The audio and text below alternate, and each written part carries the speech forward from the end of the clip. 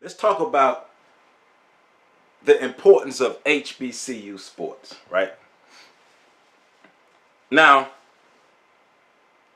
I believe, and this is just me, I believe that we will have a time where the top black high school athletes will begin going back to HBCUs for their college experiences, to play college sports, to play football and basketball, two main sports, because they the ones that really pay. Football and basketball. Football usually pay for everything, but football and basketball. Because if we can get a resurgence of black talent, football and basketball, everything else will be a domino.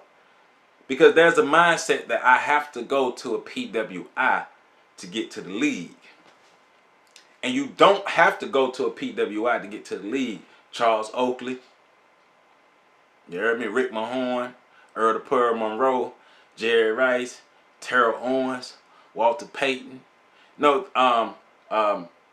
there are a number of players who've gone to HBCUs who've gone on to great heights in their professional sports. And what inspired this, though, I watched the episode of the David Banner podcast when they're talking about black athletes. Had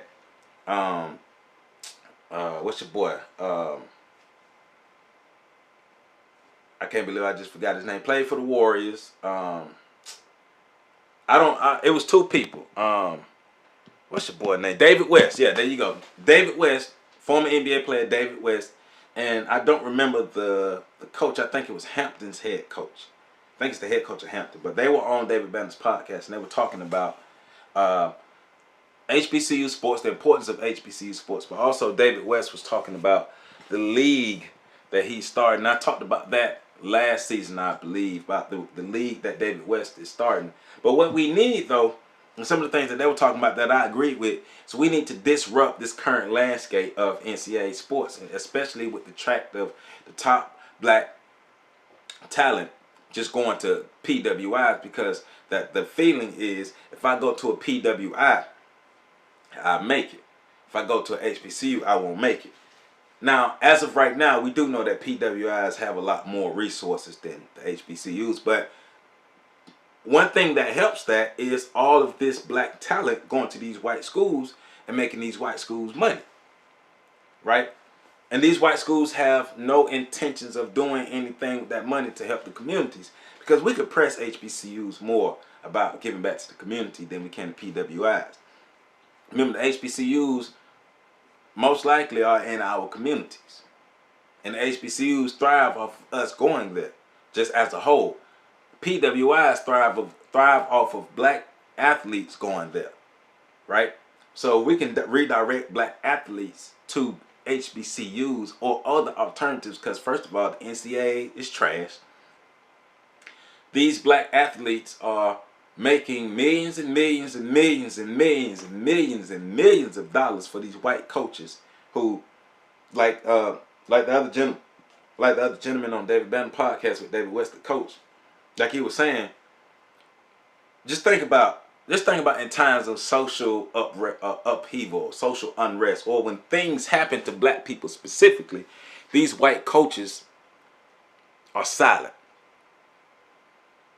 These white coaches don't give a damn about these black athletes outside these black athletes making them money. And yeah, they're going to act like they the best things that ever happened to these black athletes and their father figures and all these things. Yeah, but when black folk, you don't be an ally, a fake ally when it comes to you making money. But then when black folk need allies, you guys are nowhere around. So we're talking about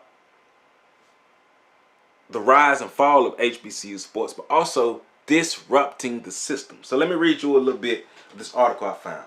And it's starting off talking about Grambling's legendary head football coach, Eddie Robinson. So it's saying Robinson started coaching at Grambling in 1941 when it was called Louisiana Negro Normal and Industrial Institute. He grew Grambling into a powerhouse, winning 9 black college football national championships and creating a pipeline to the pros for more than 200 players. And that's a fact. Eddie Robinson himself sent over 200 football players to the league. One of the One of the most notable is Doug Williams, quarterback Doug Williams, who won the Super Bowl with the Redskins, right? First black quarterback to win the Super Bowl, followed by Russell Wilson, followed by Patrick Mahomes. Some even called Grambling the Black Notre Dame, which is an insult to Grambling, right?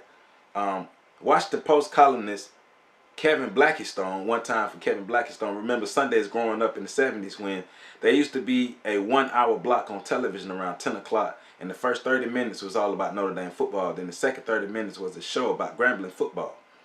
Big Southern colleges and universities wanted to compete, so eventually they integrated and started recruiting black athletes. This was the moment Walter Byers, the man who built the modern NCAA, was so proud of. But in the 60s, 70s, and 80s, bigger, richer primary white schools siphoned the best black athletic talent from historically black colleges and universities. And let me put a point on that. White schools, especially, they talked about this too on the David Banner podcast, talked about Adolph Rupp, Kentucky's coach Adolph, the basketball coach Adolph Rupp, and a lot of other coaches. They did not want black athletes on their team. They didn't think black athletes were smart enough or athletic enough. Well, they knew they were athletic enough, but they didn't think they were smart enough to get it done. And now, before that, the white coaches act like black players wasn't good enough, but secretly, black HBCU teams were kicking butt. They were running straight through these white colleges. I'm talking about running through them fools. White colleges could not compete with these black colleges when it comes to playing them head up. That's why a lot of those games were private, secretly held games, because you can't be like, all right, Grambling running through Notre Dame, because that'll mess Notre Dame's mystique up. But guess what was happening? If they played, Grambling was running through Notre Dame. Because I know here in Florida A&M University won the state's first national college football championship. FAMU was kicking ass, right? So after they figured the black athlete, after they learned that the black athlete was such a great asset, they started siphoning more black athletes from the HBCUs and bringing them to the white colleges. And then over the years, that's become the standard. So, you know, we've had times where top high school recruits would bluff. They would mention that they have a HBCU on their recruiting stop, or they would say, man, I'm thinking about going to the school just for fluff, but they end up going to a white college.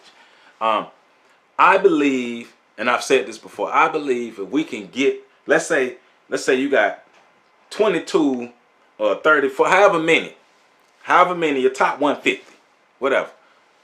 The top high school players, let's just say football, top high school football players, even top high school basketball players, if they decide to go to HBCUs, I think it'd be an easier integration in basketball than it is in football because there's less players. But let's say the top 5 recruits in college and high school basketball, or top recruits at their positions, decide, hey, we are gonna go to FAMU. They would dominate college. They would dominate that, and they would go to the league. That will happen again and again and again. It can happen in all the sports, but we just have to create that culture. And that's one thing I did want to speak about on this, is us creating the culture of black people doing business with black people, because that would greatly help HBCUs out of their financial issues, having these top black athletes go to these black colleges and ball out and make these black colleges money, which in turn, since the black colleges are in our communities, and the black colleges not only need black people athletically, but black colleges need black people as far as students and staff, right? So we could better press those black colleges than became these white colleges.